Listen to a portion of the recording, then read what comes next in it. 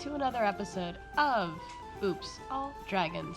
I am your very allergy-ridden host, Lisa. And I'm Varun. I am actually in a different location than I normally record, so if you hear any weird noises or if I sound different, it's because of that. Hey, don't call Nova weird noises. Not even Novo, just like this house. It's very different. Like the acoustics here are very different from where I normally record. Yeah, I'm gonna apologize now if I forget to mute myself when I'm like making my gross noises.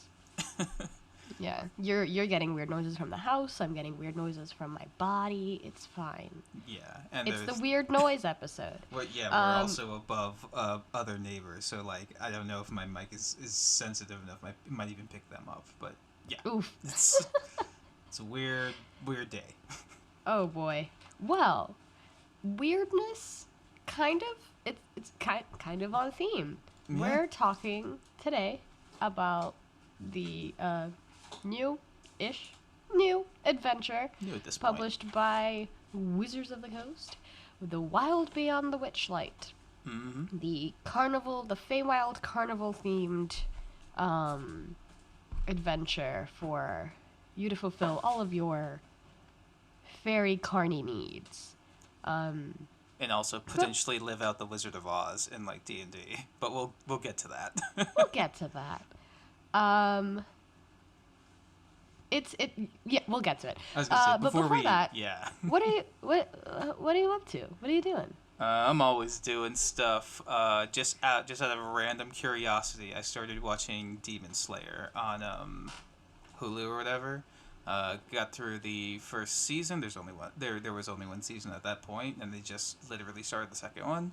And I watched the movie. Very good show. It's still, I would consider it very shonen-y, but I do appreciate the fact that this show is not afraid to have blood and people die. It is much harsher than most other shonen shows on today, where it's like, everyone's gonna be okay, or like, oh, this side guy got killed, but like, okay, Naruto's all right. Wait, is Demon Slayer one of the ones that Megan Thee Stallion watches? I have no idea. I only care about whatever anime she's watching. Like if she tells me, I'll be like. I'm fairly certain she watches One Piece. So. Yeah, she's definitely watching One Piece. And she's definitely watching. Right? Yeah. What's the one where My Hero? Yes. Yeah. That one just. She's got taste. Yeah, they're pretty good. My Hero just wrapped its latest season, so nothing new for a little while on that front. But yeah, just started watching Demon Slayer. And Demon Slayer is interesting because, like I said, it's pretty shonen-y in a lot of the tropes that it has, but very brutal, very bloody sometimes. And then I just see just like little kids just like dressed up as the characters for because it's around Halloween time now. And I literally went to Target, and there was one, like, tiny, like, 12-year-old girl dressed as one of the characters. I'm like, you watch this? You're way too young to be watching this. Oh, boy. I mean, we were watching... I think all of us nowadays, we look at the current 12 and 13-year-olds, and we're just like, how... You should not be consuming the media that you're consuming. But if we really look back at our own 12, 13-year-old selves, we were absolutely watching shit that we should not have been watching. To a point. I mean, when we got Dragon Ball Z or any of that stuff, it was pretty censored. Like, for a while, there wasn't even any blood or anything in that show. Whereas, like, if you're watching Demon Slayer today, it's like, first episode, whole family gets slaughtered. It's extremely graphic. Yeah. I don't know. I think from my end, at least, like, when I was that age, I think the media that I was consuming that I definitely should not have been consuming was more like the fan-driven media, fan fiction, honestly. Like, I should not have been allowed to interact with that, but it has irreversibly rotted my brain, and that's fine. I think a little bit of brain rot's fine. Sure. But yeah, I've been doing Demon Slayer. I finished that. Pretty good show. And then I started watching also Doom Patrol. Oh yes, I didn't get too far into it, but Doom Patrol's very good. It's pretty good. I've only gotten the first 3 episodes down. Okay, so we've gotten to the same place. We both have the same frame of reference. Yeah. Brendan Fraser is a treat as Robot Man. Absolutely. Alan Tudyk as Mr. Nobody, just hamming it up, just chewing all the scenery, Yes. chewing the entire world. He's As pretty he good. should. And then all these I other love characters, like you know me, I know a bunch of crap about comics, especially Marvel and DC, and I have no idea about the Doom Patrol. I don't know who any of these people are except Cyborg, and that's mainly because, Justice League and Teen Titans or whatever. Yeah, I mean, like, it's funny to think that, like, when, the phase 1 of, like, the MCU was starting, and, like, they were bringing out Iron Man and Captain America and the Avengers, like, the articles that were, like, Marvel trots out the B team, and, Yep. and, like, now they're, like, the most famous and most popular, and now they're trotting out, like, the F team.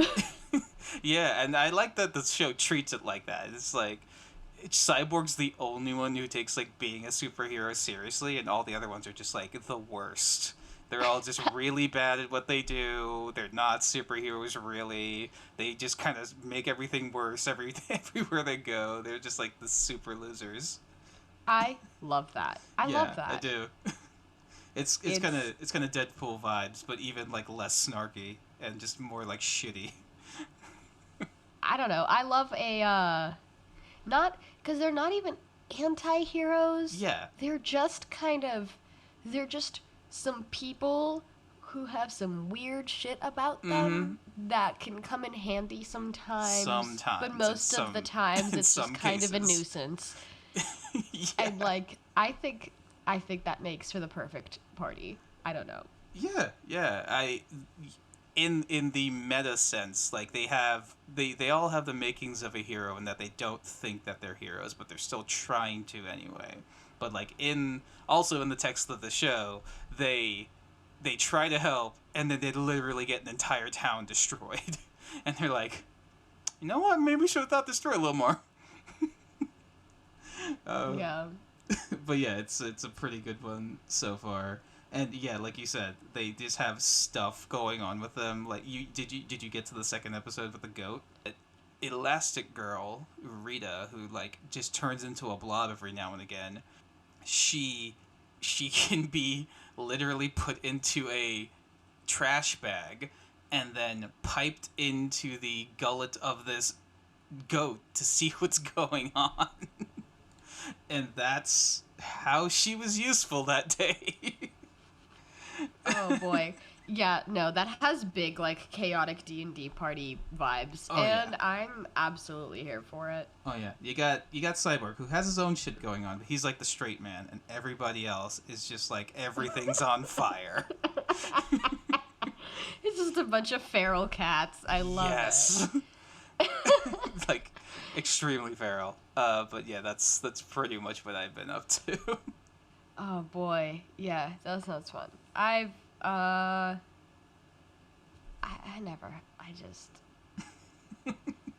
Has your game been going on? Yeah, we had our 3rd session a couple weeks ago. We're gonna have a fun Halloween brunch sesh. That's gonna be fun. Austin has started, like, building terrain out of, like, scrap like foam and stuff that he takes home from set, and we're gonna do, like, a mini painting party on Saturday. I've read some books, and by reading I mean I've listened to some books. Okay. So that's something. I am consuming media, but granted it's from, like, 30-40 years ago. I am making my way through Ursula K. Le Guin's Earthsea Chronicles. Ah, yes. Have I talked about this? You haven't mentioned it before, but I think you Oh mentioned boy. you were probably reading stuff, but like Yeah. I'm surface level familiar with Earthsea. Yeah, it's like one of those things where it's like if you're a fantasy nerd and you're if specifically like a fantasy like novel reader, Mm-hmm. um like after you get through Lord of the Rings, you're gonna end up encountering Earthsea and like Dragonlance and Dragon Riders of Dragon Pearl. Riders. That's the other one. Yeah, and so I'm reading through Earthsea and like I I am so captivated by Ursula's approach to writing because there's certain sections of it where I have like no idea what's going on, but it's clearly like there's like there are parts of it that there's like a weight to her writing that you're like, yes, this is like fantasy, but there's a grounded like element to it. It's really it's really fun to listen to and read, and and like Gravity is really like the best way I can describe it because it's pretty serious and heady at times where Is it? Yeah. Did you finish? there's not like a lot of comedic relief. Did you? I'll say that. Did you finish like the first book? Because I think the first book is when he's like fighting a shadow or something. For Yeah, like, a he's chunk of it? basically fighting a shadow that he summoned in a way, and like it ends up being it's a metaphor for Spoiler like, for like a 40-year-old book. yeah, it ends up it's kind of a metaphor for like sort of the darkness inherent in people and like facing your shadow self and sort of the consequences of your actions and learning to take responsibility and basically give your problems a name. I don't know. The first one was really good. The first one I actually read like as a physical book. Yeah. And then because I'm driving around so much, I got myself a library card, and I have Libby, and the app when you put in your library card number and you can like download audiobooks and stuff. And Cool. I've been listening through it, and like Tombs of Achuan, which is the second book, it's Girl Boss Gaslight Gatekeep the book. It's so good. Those are the two that I know. The first two. Yeah. Because he starts out as a kid in like the first one. Yeah, he starts out as a adult kid in the first one. He's an adult in the second one, and he's helping out this girl basically escape a cult. And then the third one, he's helping basically not raise, not train, but he's basically like putting this kid through a trial to help him become like the next king of Earthsea. And like that one's really interesting. It's very philosophical about people's attitudes towards death. There's a sort of a through line of like death and darkness about these books, where at least like what I get from it is that I don't know. This isn't an Earthsea podcast. That's a different podcast. Point is, those are very good books. If you like fantasy and you like having to think about what it is that you're consuming, I definitely recommend if you're a person who hasn't read them before and you like fantasy novels and you like people doing magic but also having deep conversations about like their relationship to life and death.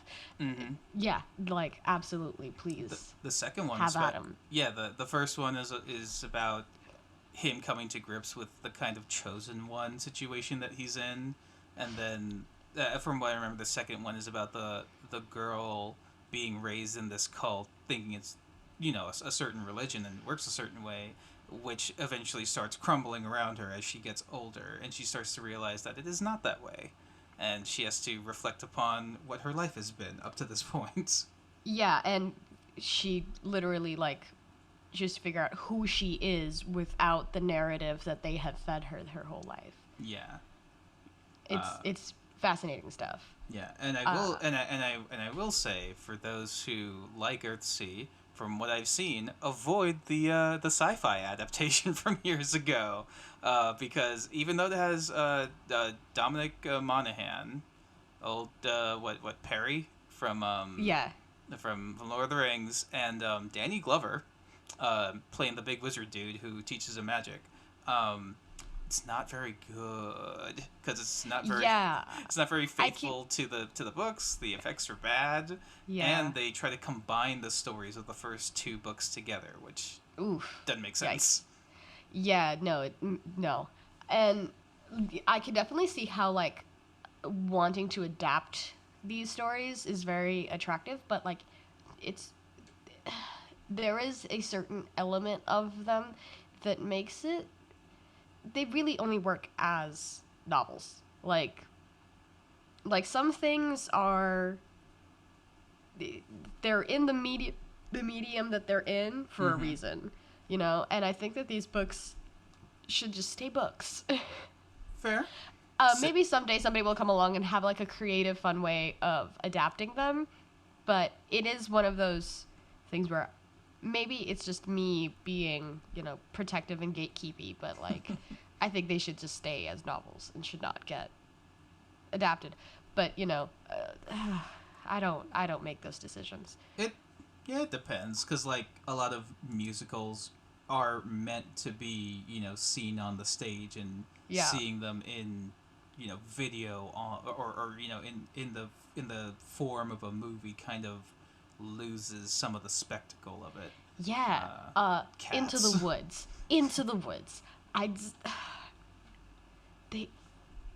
They made it not funny. The whole point of Into the Woods is that it's very tongue-in-cheek. It's a little bit like Shrek, where, like, Shrek is making fun of, like, fairy tales and, like, the Disney-fying of fairy tales, and Into the Woods did it first. And, like, they play in the movie, they play so many of the jokes just completely straight, and it just loses the point.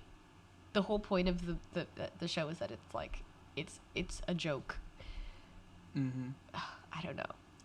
And just to put a button on Earthsea, I believe it was, like, last year or this year. I think it was a BBC production or something. I think they're making a new TV show out of it that's going to be more faithful to the actual books. So I mean, let's see. We're living in a post Game of Thrones world. Yeah. So there is definitely more.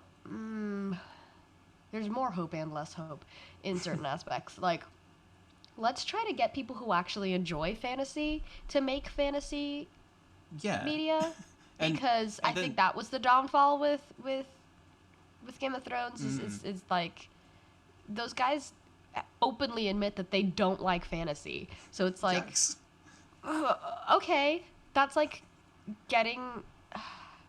I can't say that's like getting somebody who hates Star Wars to make a Star Wars, because they do that all the time. Yeah. But, like, yeah, get somebody who, like, enjoys and understands the genre to do it, because otherwise it's just it becomes a soulless mess at the end. It might start out fine, but it'll lose the thread very quickly. Yeah, I think, and then the other thing with the sci-fi one, it was very rushed. So giving it more time, because it's a fantasy story. Most fantasy stories, you gotta have some time to, like, let things build and everything. Yeah, and you also have to have some time to, like, production-wise, you have to have time to, like, put things together, because it's not, like, from the costumes and production design and everything, like, when you're putting together a fantasy world, you can't just, like, go down to the store and, you know, buy it is Halloween. Just, like, they could go to Spirit Halloween and yeah, they could get the Dungeon Master costume. Yeah. with the balding cap. Yep. But yeah, anything else other than the books? So reading, working. I'm slowly putting together my apartment still. Finally got some stuff up on the walls. That's exciting to me. Yeah, no. I just kind of staying alive, keeping it together. Okay, cool. So I think that's a good enough transition into our actual topic. If you're seeing this on YouTube or Spotify, we've already said it. We're talking about the Wild Beyond the Witchlight. Yeah. Enough of the banality of real life. Let's talk about the sort of wonder and whimsy of this Fey carnival. Mm-hmm. Do you want to start? So, okay. This is, and I'm going off top. This was your idea. This is your thing. Yes. You were like, we're talking about this. We have to talk about this because I saw when I saw this adventure come out. I usually don't pay attention to the published adventures because I don't know. There's a lot of them, and there's just a lot of them, and I'm definitely of the cloth of like, I like to just make my own campaign, as messy as it ends up being. I just like to just throw shit at a wall and see what sticks. But this one feels like it would make for a very fun, like, level 1 through 5 sort of like jumping off, in the same way that people use Minds of Phandelver as like, you start out with Minds of Phandelver and then it like dovetails into like a larger campaign. It's just like a good introduction. This feels like another one that would be fun to use as like the sort of prologue in a way to a campaign. Act 1. The Act 1 of a campaign, yeah. It's a bit longer than Phandelver, I think. Yeah. And I where should I begin? Should I give just like, what is it? What is it? Okay. So Wild Beyond the Witchlight. It's an adventure. It's set in a Fae-themed carnival that travels around, run by 2 dark elves who go by the name of Mr. Witch and Mr. Light. And there's just a lot that you can sort of do within it. The adventure gives you 2 options for how I'm going to just start getting into the stuff that I like about this. I like that it gives you 2 different options for like the hook of how to get people in, and how each hook will give you a different sort of will set up a sort of different tone and a different style of play. So like it and it also gives you a good sort of template for like if you want to come up with your own hook. You can look at these 2 and see what kind of hook works with this game. If you look at where the game goes, where the story goes, you can adjust it and tweak it to your liking. And I think this one does lend itself pretty well to that, because it is a little bit the beginning of it is a little bit broad, where like as long as you can sort of, it's similar to Strahd. Like you're in this weird liminal place and you have a lot of options to get the players there. You have a lot of options. And also similar to Strahd. I was gonna say, before we get into it, if you're worried about spoilers or anything, Lisa and I want to play this at some point, so we've gone over like the major points, but we're not going to be getting into the nitty gritty of like every single thing. But be aware, like we will be talking about some of the major plot points, especially like the ending.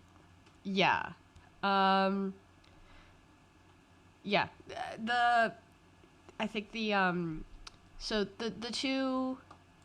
But Witchlight and Strahd. Yeah, Witchlight and Strahd, and then the two hooks for the two ones that come with the book. the story, yeah, that come with it. It gives it two very different flavors. You have one where it's your party, they already know each other, their adventures, and they get hired by somebody to do something that has they get hired by a requires warlock. them. Yeah, they get hired by a warlock. I'm trying to decide like how much I want to say or keep. I mean, we'll have to. So I'll give the quick and dirty of it and of the campaign itself. So you talked about the Witchlight Carnival, and that's the prelude to get into the world of Prismeer, where some big stuff is happening, and that's the real quest of figuring out what's going on there and eventually saving a person or an individual there. And then your two major hooks are the kind of standard one where you get hired on by a warlock of Zabilna, I believe. Mm-hmm. Who there is a pronunciation guide in that is how you pronounce which I think is very good. Zabilna. And it's a fairly straightforward adventure setup. You get hired on by the warlock who has lost contact with his patron, who is some connection to this Witchlight Carnival. So the goal is go investigate it, go figure out what happened, and if possible, reestablish, communication between the two. And you get all of his treasure from all of his years of adventuring. Fairly standard setup. But then do you want to talk about the other hook, Lisa? Because I think the other hook is... you can play with a lot more. Yeah, the other hook is basically each one of the player characters in character creation, you decide something that they lost as a child the last time that the Witchlight Carnival came to town. Because the Witchlight Carnival comes to town, is it every 8 years? I think so. So the last time that the carnival was in town, your player characters as children each lost something in the carnival.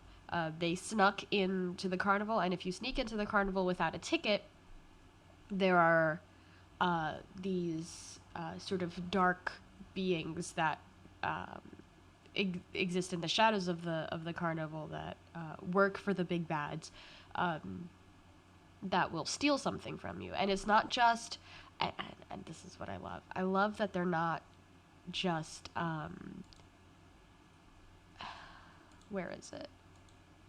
It's not just things that you, like physical things, it's like a doll or something. Like, you can lose your ability to smile.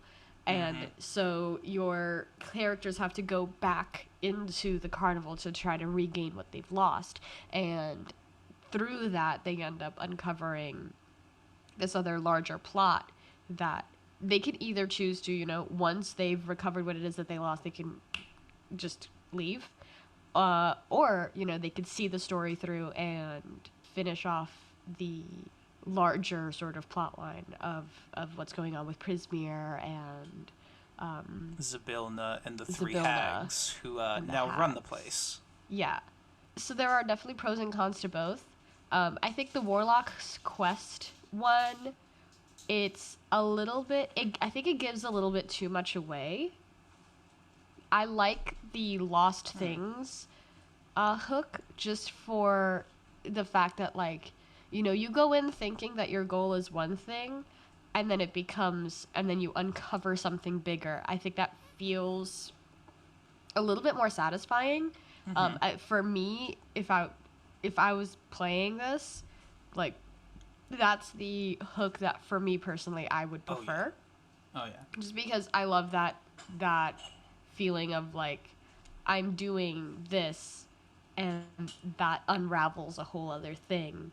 I think and even beyond that, the warlock setup is for a fairly standard party. Maybe if your party isn't as comfortable with role play, but I think the Lost Things setup is much better for giving the players that kind of emotional or personal investment in what's going on, because they have to come up with, okay, my characters lost a thing, like a component of their personality.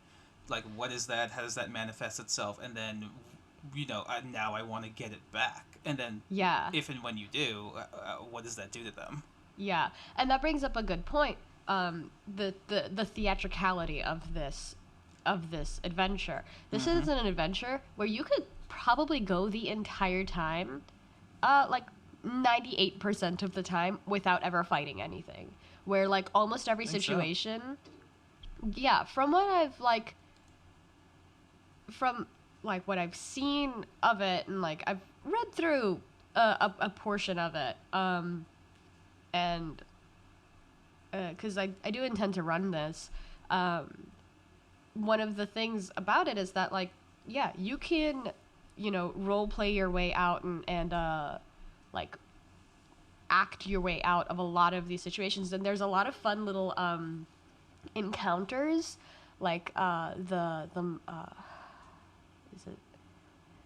Mother Horn, which is like a big outdoor theater.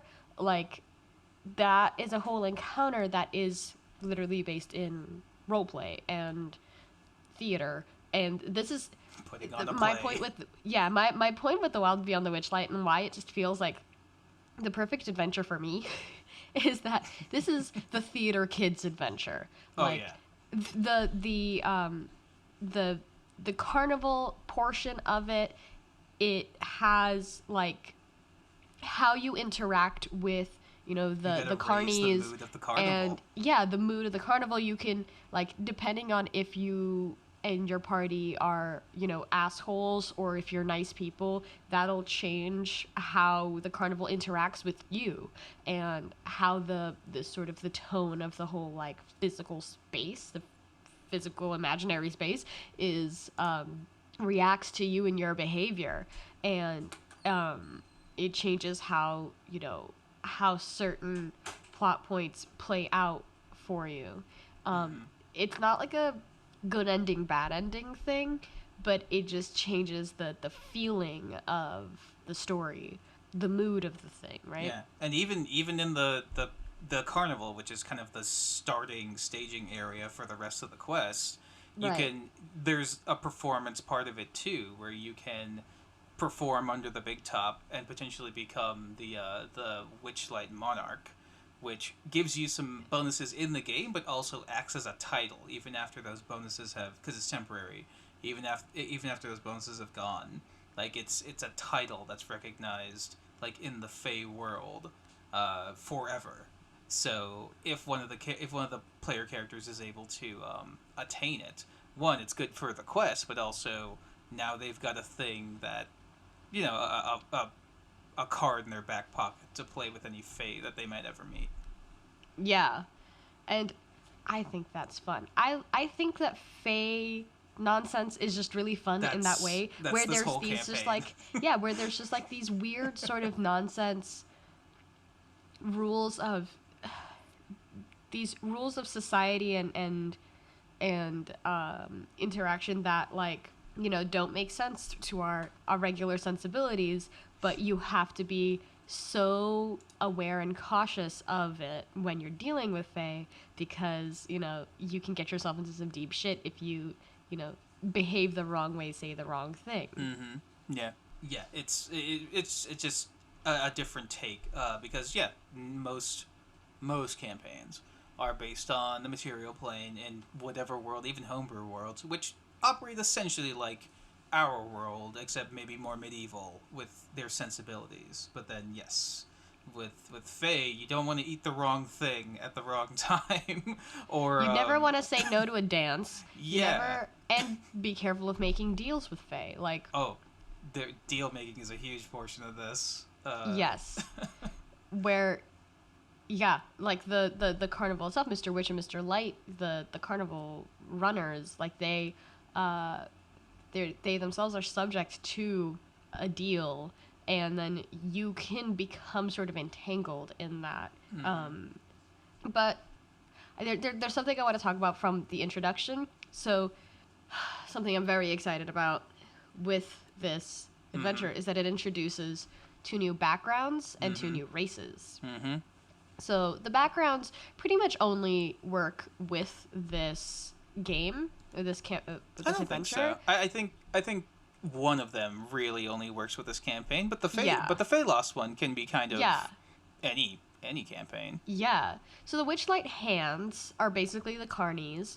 So if you Magical choose to be carnies. if you choose to be a Witchlight hand in playing this game, basically you're already in the carnival, and the beginning it really only makes like a difference in the beginning of the campaign, in the beginning of the game, and then you have access to a bit more of the carnival, and you're maybe able to expedite certain aspects of the game just for having that sort of like backstage access. The other background is the Fey Lost, which is basically like as a kid you got kidnapped, taken to the Feywild, raised there, and now you Are changed when you're by it when you're somehow. back, you're changed. You have some sort of mark that shows that you are not of this plane, and you get visited by whatever creature. The one that took you in. Yeah, it could be the one that took you in. It could be one that you had a lot of encounters with. It could just be like a random Feywild creature. But yeah, I think that one can fit for pretty much any campaign, especially for folks who want to have like a larger tie to the Feywild, but may not be playing like a Fey race. Yeah. Like your character Layla, that's pretty much her background. Except she actually comes from the Feywild, but now she's also been altered and touched by other beings.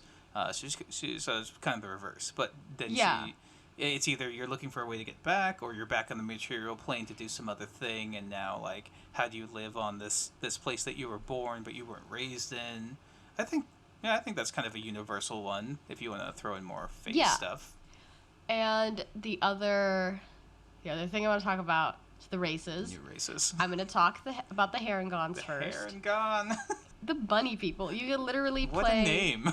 You could literally play, like, the Easter Bunny from Rise of the Guardians. The Hugh Jackman Easter Bunny. Oh my god. And I love this. They're basically, like, bunny halflings. It's just... Yeah, they've got some cool, racial traits. Hair trigger. So I love that one. The hair trigger, so that's a proficiency bonus to initiative rolls. I just love the name. Yeah, I like lucky footwork. When you fail a dexterity saving throw, you can use your reaction to roll a d4, add it to your save, potentially turning the failure into a success. You can't use this action if you're prone or your speed is 0. So it's kind of evasion and luck. It's a variation on evasion. Yeah. It gives you that potential, you were gonna fail, but then no, you just made it type of thing. Yeah. And then the rabbit hop feels a little extreme. As a bonus action, you can jump a number of feet equal to 5 times your proficiency bonus without provoking attack of opportunities. You can use this trait only if your speed is greater than 0. You can use it a number of times equal to your proficiency bonus, and your gain all expended uses when you finish a long rest. I think the limit of the proficiency bonus, that's the amount of uses you get. I think that's a good limit. Because, yes, without it, that would be kind of broken. That you could just literally jump across the entire battlefield. Yeah. Like at level 3, you could just jump 15 feet. Yep. Without provoking attacks of opportunity. You just get away. Yeah. It's just... Yeah. But I love that also. It's very fun. They are... It's just rabbit people, man. And you can be medium or small. So you could choose how little you want to be. If you want to be like person-sized or if you want to be little.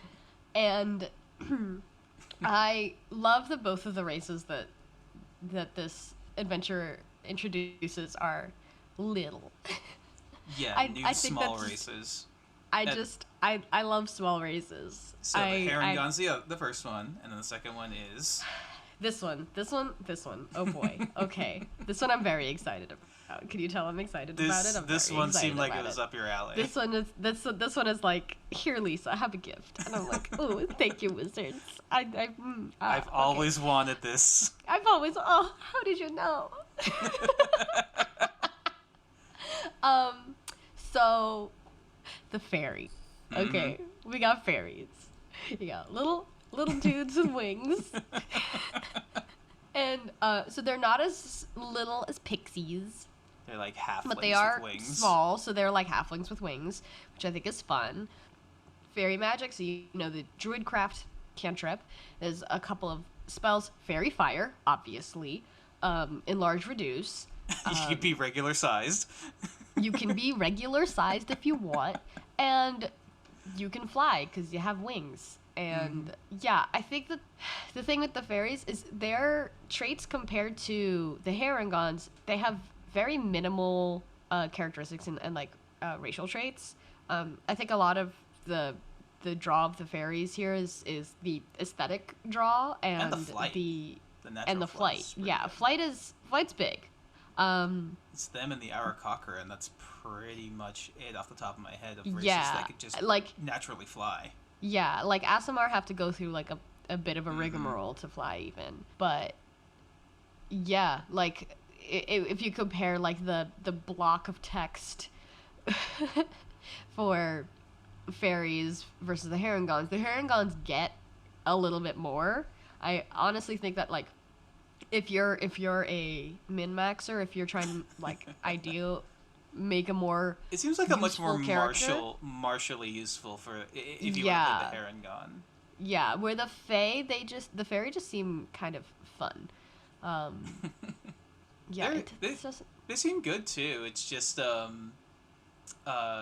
is it? Yeah, they seem to be definitely more magic focused. Yeah. But I think something of both of these is that they don't necessarily, I don't think they necessarily pigeonhole you into any particular, like, class archetype, or class type. I think you can be, like, a fighter fairy. You can be a mage fairy with a tiny sword. Oh my god, yes.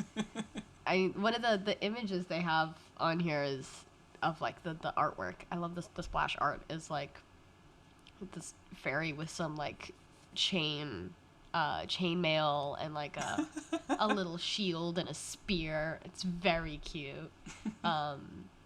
And I will absolutely be making a fairy character. Several, maybe. No one can stop me.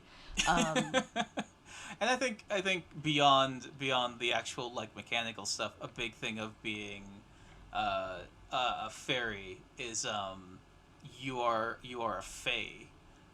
Your type is a fae, and then there's stuff about like you're obviously a fae creature. So if you want to like role play that type of sort of outsidery or more mysterious type of character, that's this race is built for that. You get a lot of like weird little flavor things. It definitely opens up for a lot of flavor. Like there's a table for fae characteristics, where some of these are so weird. Your legs are insectile. You just have bug legs. Yeah, I mean, it's very. My immediate thought was like the fairies from Pan's Labyrinth. Mm-hmm. Where they are basically just little like crickets. Yeah, that's what I'm thinking. Just like a person with cricket legs. Yes, or you could just literally just be Jiminy Cricket. Mm-hmm. You just be Jiminy Cricket. You have a small spectral horn on your forehead, like a little unicorn horn. Like you literally have a unicorn character. I already do, and. What if I make another one, huh? Who's gonna stop me? Like who's gonna catch me? Nobody's gonna catch me. Brother. I like the you smell like fresh brownies one. Like what the hell is that one? You just smell like brownies.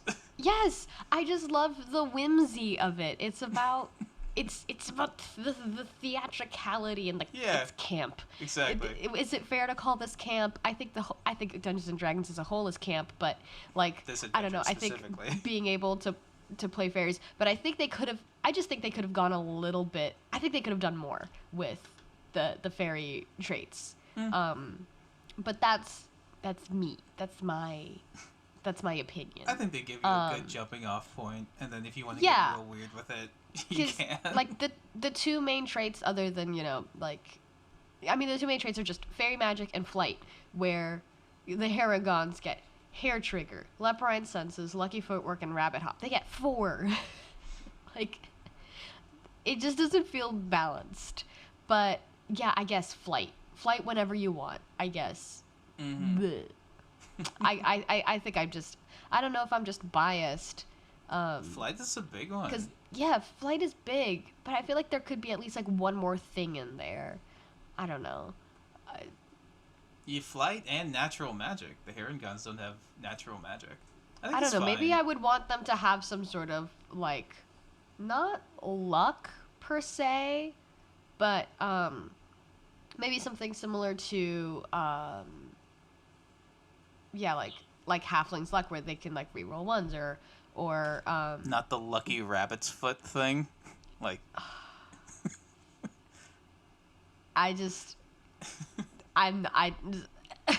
I think, like, if you, I think they could expand out the fairy magic a little more and maybe give them either like disguise or invisibility magic. Or like level. being able to, or maybe like some sort of charm trait or some sort of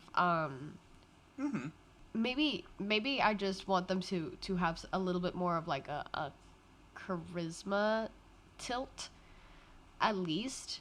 It doesn't even, these are, I think, because they're trying to get away from pigeonholing races into certain classes. They're not even giving you like, if you play this race, it's gonna give you a +2 to charisma, +1 to whatever. Like they're it feels like they're phasing that aspect of choosing your race out. They change it up a little earlier on, and they say you can just put the +2, +1 wherever you want, or do +1 across 3 scores instead. So you can just build out however you want.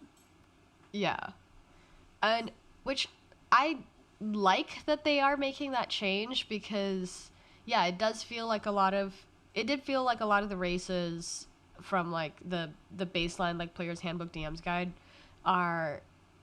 they do not, I keep saying pigeonhole, but pigeonhole isn't the right word. It's just like the closest thing I can think of. But they do lead you to like, half orcs being barbarians and elves being mages. Like it lends itself, I think, is more. Yeah. They lean toward their stereotypes a bit more in earlier 5e. And I think people are at a point where it's like, we don't love that. We don't love that the way that this is set up is sort of implying that if you are from a certain lineage, then you can only really be like one of 3 things. That's not the kind of like world that we live in anymore, and that's a good thing. I'm not saying this is a bad thing. This is a good thing. I just think they could have given fairies one more trait. This is all about you just wanting fairies to have more things. I just want fairies to be like, they're very cool aesthetically, and like I will absolutely play one for the aesthetics alone. But like it's giving me nothing. It's giving me nothing. It's not nothing. It is not nothing, especially when you realize that how useful natural flight is later on in the game. Where you don't have to use like an attunement slot or something, or have to carry around a broom of flying or whatever. I guess. It late game. It's broom of flying or attuning to like boots of flying or something like that. Or a carpet, just bringing an entire area rug. But if you can get one, or boots of flying, I was gonna say, but all of that. The boots specifically cost the attunement slot, which is really a big investment at later levels, because you usually only get 3 unless you're an artificer like me, and then get a bunch. But no, like it's one. I think it's a fine start as a race, and then you get so much more stuff depending on your class, And then you've also got the custom lineage that we talked about before. So if you want like an off-brand, different custom fairy, Yeah. you can create your own. Yeah. Add some. I mean, add some stuff in there. Add we some stuff to the pot. all know that this. I think like as I think like 5e is almost 10. No, when did 5e come out? Like 2014? Yeah, I believe it's 2014. Yeah, it's been 7 years. Mm-hmm. Like, I think over the years with all of the books that have been published under the 5e banner, like, there are a lot of options, and you can do a lot, and you can finagle and change things without even having to homebrew, really. Like, there's a lot. Just between, like, point, yeah. Tasha's and Xanathar's, and there's a lot. There's a lot that you can do. And, you know, you can also homebrew. And these are all options, and these are all things that you can do, because this is a fun little pretend game. Yes, that is the lesson we always go back to. This is a game. Actually, I don't think I've mentioned this before, but I've done some Reddit. I don't spend a lot of time on there, but I'm subscribed to the DM Academy subreddit, which I will, once in a while throw some advice out there to newer DMs on just like, because they'll usually put out a question of like, oh my god, this happened in my campaign, I need some help. What do I do? I'm a new DM, and some of it's like in-game stuff where it's like, oh, you could do this or you could do this, and like, oh yeah, that's a nice idea. But some of the stuff is out of game stuff where it's like, oh my god, one of my players isn't having fun, but all the rest are. But it's because like he's kind of being he doesn't get to be as big of an a-hole because I've been reining him in. And in that situation, the advice is like, it's a game. Like you're not responsible for him having fun. If it's not a good fit for the group, like kick him out. But yeah, we're all making this shit up. yeah, and it's what we always come back to is communications and setting expectations, and that's a lesson that you also just sort of like learn the hard way a lot of times. Mm-hmm. But yeah, I think that's kind of. I think if we go any further into Wild Beyond the Witchlight, we're gonna start getting into like spoiler territory. Well, I'll talk very high level about just like the structure of the quests in general. So you end up in the land of Prismere, unless you're just playing in the carnival, getting your stuff and leaving, which is like, all right, that's gonna be a real short quest. But then there's like the other 3/4 of the quest, which is the land of Prismere and the 3 major domains in it, similar but opposite to the domains of Dread. From they are Strahd.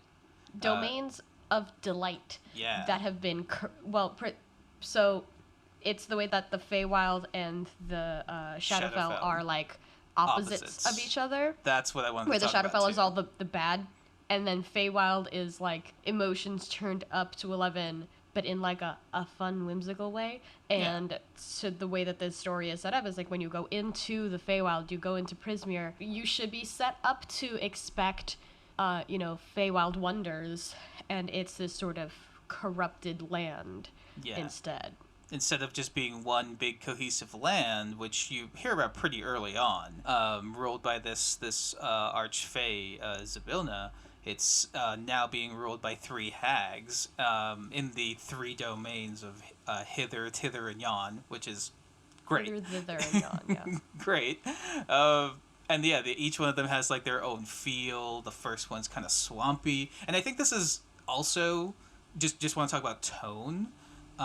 With the Witchlight adventure takes a lot of cues from pop culture of just like what witches are. So I think the first area is very swampy, very like OG, like with bog swamp sort of situation. Then the second one is very woodsy, and I get like a lot of like Hansel and Gretel sort of vibes.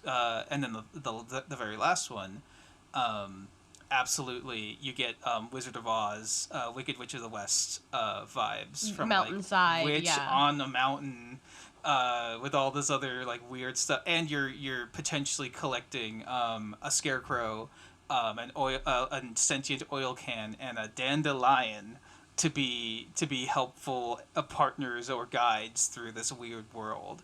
Yeah.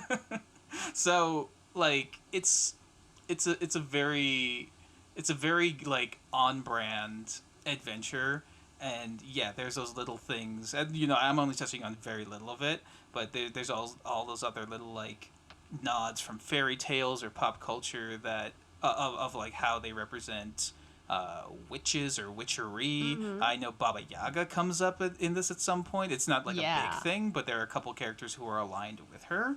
So like you got Chicken Shack going on. But yeah, it's like the tone of this the tone of this adventure is very, very good, very upbeat. Not to say like the tone in like Strahd is bad, but like Strahd is very like dark. You're going for like a dour sort of mood. It's a very dark. That's the word. Dark adventure. Whereas this is very bright. It's gonna have those moments of levity. It's definitely on the more upbeat side. It's a little bit Scooby-Doo. Yes, Scooby-Doo is like a perfect analogy. Yes, it's like, yes, you're going through this haunted house, but there's like that noise when you start to run the bongo drums. Yes. Yeah, it definitely lends itself to a bit more like hijinks. And, there's always great opportunities for like poetry and limericks and there's some in the adventure, like songs and stuff that the NPCs will sing. Yeah, and I appreciate that the book does give you sort of a little bit of help with the role playing aspects as a DM. Because this is a very specific type of role play. Yeah. Yeah, you have to have a clown gene. Yes, I was gonna say you gotta be wacky. You gotta be a little wacky to act out these NPCs. Yeah, and do you want to talk about Thaco? Thaco? Oh my god. Yeah, there's a lot of references to older material to older editions, to older monsters. I just saw that. I'm just like, the most untrustworthy character, Thaco. I'm like, what? He does not speak, but yeah, it's a reference to hit AC0, right? And just like, it's just calling back to just some of the like fuckery and nonsense of older editions. It's great. I saw that one. That just made me crack up. I'm just like, you're reading through, and like, yeah, these guys are good allies with Thaco. No, you don't trust him. So what? Yeah, for real. This guy in particular. For real, D&D. Oh my god. Yeah. So I think this is an adventure that you could easily run in like. Yeah. Pretty 5 to low, 7 low bar to entry. 5 to 7 sessions, would you say? I've got it broken up. The book has it broken up into like 8 parts. So, but it depends on how quick the party is. So I'd say at the like you could do each part in a session. So yeah, like minimum like 8, maybe less if they're really quick. I think with maybe more experienced players, you're gonna run through this a little bit quicker. They're gonna kind of know what to do.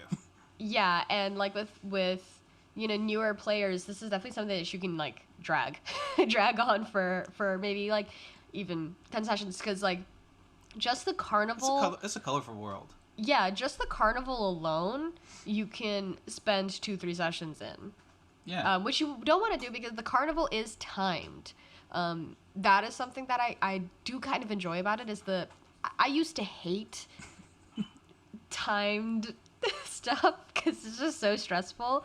But there is, the carnival is only there from dusk until dawn for 8 hours, and there are certain events that are triggered on certain hours, like in the first hour, on the 4th hour, on the 8th hour, they crown the monarch, the king of the the monarch of the Witchlight monarch of the carnival, the Witchlight monarch, yes. And depending on like if your vibes are so off that you make the mood go really really sour to the extreme, you know, there are certain interactions that happen if the mood is bad. There are certain interactions that happen if the mood is good. They build the timing thing into the DMing. Like they actually give some DMing advice to say like, you shouldn't spend too much time in the carnival, but if your party's having fun, slow things down, let them have fun because like it's a game. And then, but if they're not, little speed random it up. things. Yeah, and it gives a lot of random little things that you can do in the carnival. Like I love this like mermaid the mermaid situation. All like games and stuff. Yeah. Where is it? The gondola swans. Where the giant the swan asks you what is joy. Like that's like that like if you don't play along with it, it'll kick you off of the gondola. Speaking like on that same line of thought of just like there are fun interactions you can have because like this is a Fey world and like deals and talking and the words you use and all of that's like very important in this world. I jotted down a couple of like the more interesting magical items that they give out in this game. The first one are like the Chromatic Roses, which are pretty cool because now you have roses of different colors that'll give you resistances to different damages, but also you can like use them as weapons to use that type of thing. So you could just basically be Magical Tuxedo Mask. But also Snicker Snack, which is a badass sentient Vorpal greatsword that is that has its own personality. So it's a great sword, like great space sword. But its personality is that's very fickle. So if you miss 3 times in a row with it, it's just gonna break its attunement with you. Like you lose all the abilities until you take a long rest and you have a conversation with it to like have it reattune with you. Oh my god. That sort of thing is awesome. I want to introduce like Snicker Snack and or some other sentient weapons at some point with just like shitty personalities. Yes, I love that. My other favorite little carnival location is the Pixie Kingdom, where you have to like choose a pixie name for yourself to use while you enter it, and it's basically like the Honey I Shrunk the Kids like attraction at was that at Universal? I think so. But instead of like all of the props being big, you take a potion that makes you tiny, so that you can go in there. So you actually become tiny. So you can enter the Pixie Kingdom and you can like, you know, talk to people and ride a wheel that is powered by a hamster named Biscuit. Yeah. It's very well, like the tone is awesome in this campaign. If you've got folks who are, you know, want to do some fantasy shit, not even like grounded fantasy, like we want to get weird with it. That's what this campaign's for. I love how all of the NPCs in the carnival, like if you talk to them enough, there's just so much like interpersonal carny drama, like the mime and the mermaid being in love, like it's just so good. It gives big like just the NPCs aspect of it, like it gives big like working retail vibes of like people just like talking about each other's lives entirely too much. Yeah. It's great. There's inter-carny politics. Yes. And, you know, through talking to the carnies, you can uncover a little bit more about the carnival itself, about Mr. Witch and Mr. Light, and about, you know, the stuff that's going on in Prismy or whatever, the, like, overarching plot. But the tea! Yeah. The tea! But yeah, the art is also very good to give you, like, an idea of what the players are supposed to be seeing. You got, like, carriages drawn by foxes with butterfly wings. and horses with butterfly wings, and I believe I saw a displacer beast with butterfly wings who is Yes. the wrangler of all the lost children. So if you Yes. lose your child, a displacer beast will literally like take them to an area and keep them in keep them in a safe pen until their parents come to pick them up. Yes. That is. He's the security guard. I love the touch of like when you enter the carnival, you're given a pair of like fake fairy wings to wear, and all of the carnies. I keep calling them carnies. They're witchlight hands. And you can call them carnies. They're carnies. They're all wearing like fairy wings as well, and like this displacer beast. If you look on the art, it's not that it has wings. It's wearing wings that are like tied onto two of its like tendrils, and like you could see that it's like sewn and patched. They're just made of fabric, and that's just so fun. I love that. Yeah. It's that kind of detail that just makes it, adds to the sort of the very theatrical whimsy of it. Yeah. Where it's like, it's not that all of these characters are literally fairy creatures. They know their aesthetic.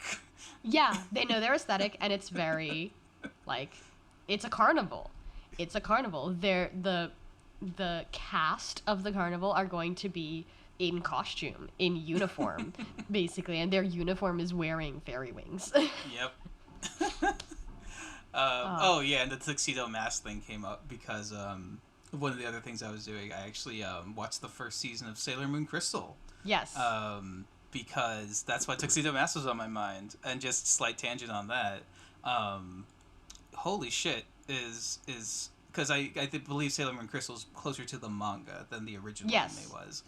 Wow, that's very different. I like the new take a lot better than like just the Monster of the Week sort of thing that was happening in the old anime. And also, they end the first season and her daughter from the future comes along and just pulls a gat on her. Just what? What is going on? Just strapped. She's about to snap off Usagi. Just what? But you're not. I will kill you. But yes. I will not hesitate, bitch. It's so good. Yeah. But are you bringing up Tuxedo Mask because of the Mr. Witch and Mr. Light, the Blessing of the Raven Queen thing? No. The Chromatic Roses. I'm like. Oh, the Chromatic Roses. He doesn't do that at all in Crystal, but like they did it in the first anime where like he would throw the rose. And, like, stick in the ground and. Like, he's Tuxedo Mask, and he's here to give you some advice and then leave. Yeah, he's just here to say, like, I believe in you. I believe in you, Sailor Moon. My work here is done. I've done everything! You couldn't have done it without me, bitch.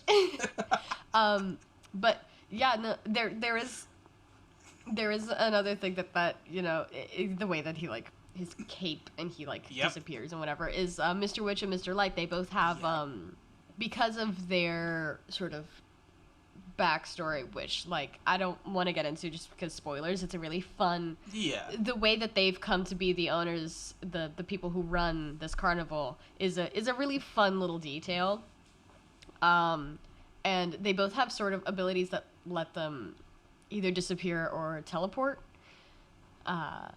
It's great. No, I think it's just teleport. I think I believe definitely Mr. Light can do the teleporting around because he's the clowny looking one. Yeah. And then. Oh yeah, no, they can both teleport, but Mr. Witch can cast invisibility on himself, and Mr. Light can polymorph himself. Gotcha. And they're pretty cool characters. They give you like. They're really fun. I like them. Mr. Witch is very, like, businessy. He's very, like, P.T. Barnum looking sort of dude. Yeah. And then, Mr. Light is straight up like a freaking what type of clown is that? Like a jester. Yeah, straight up looks like a jester, even though he's like the co-owner, co-runner of the of the place. Yeah. Like I love the backstory of like how they even became cohorts, where like Mr. Witch basically worked for Mr. Light's family, and Mr. Light just like he was just sick of his family's bullshit, so he bought a carnival and was like, "Come on, you're gonna help me run this carnival." Yeah. And that's Although fun. this is not their first carnival. No. Aha. Yeah. Yeah.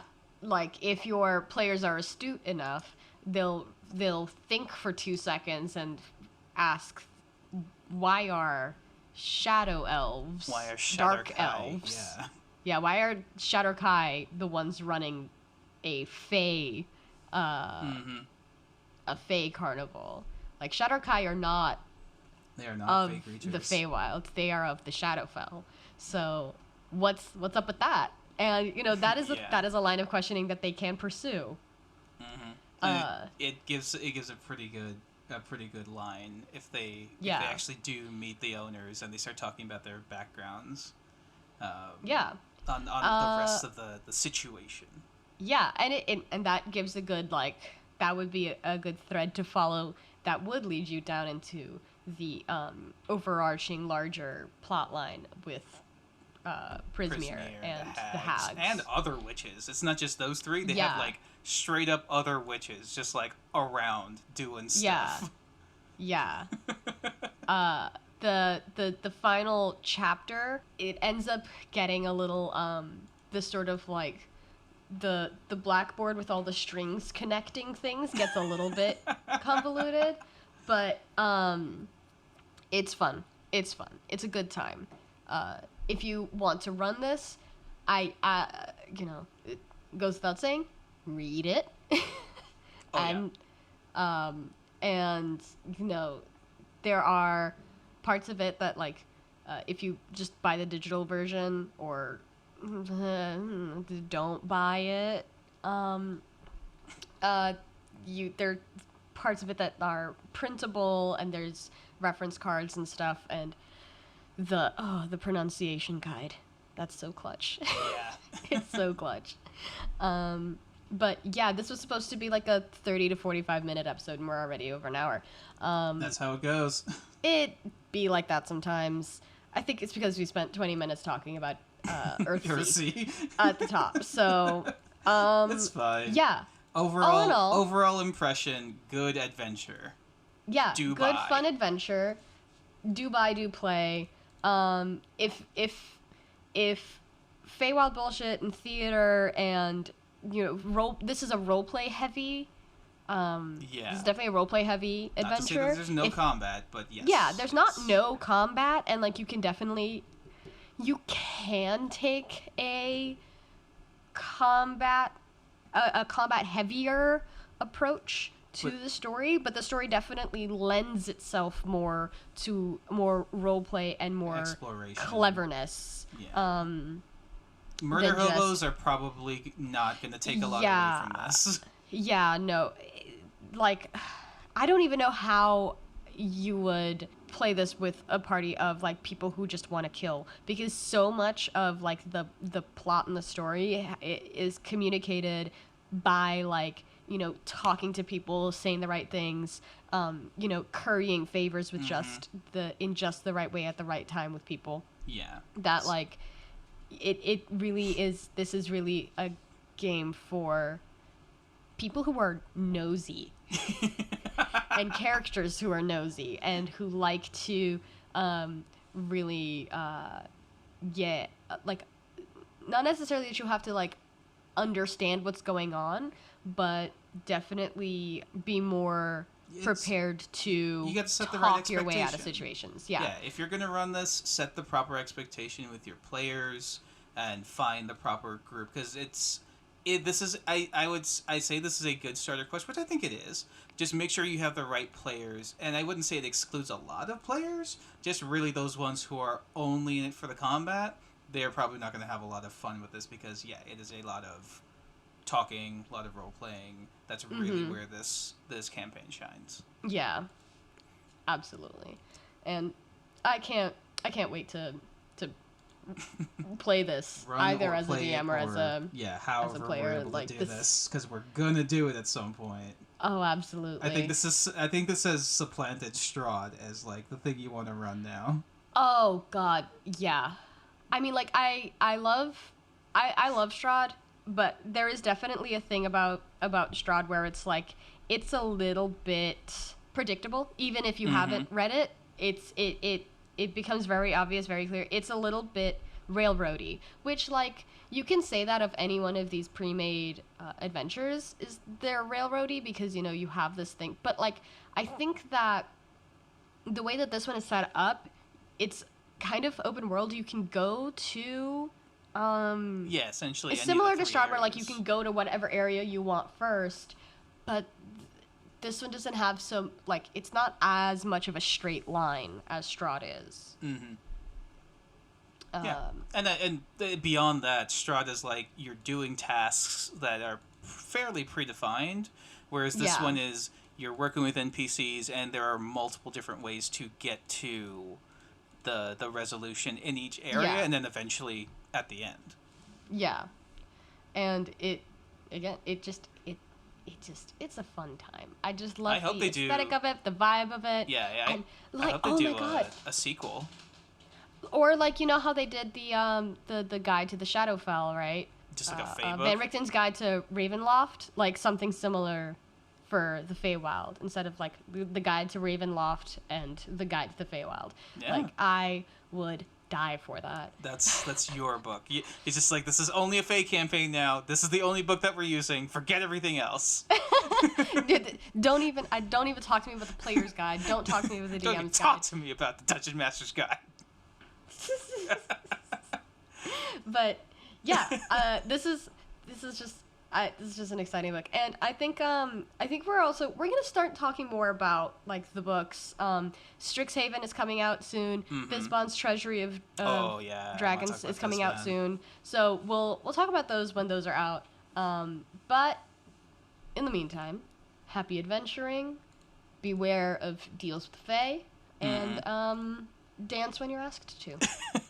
That's I think it for today.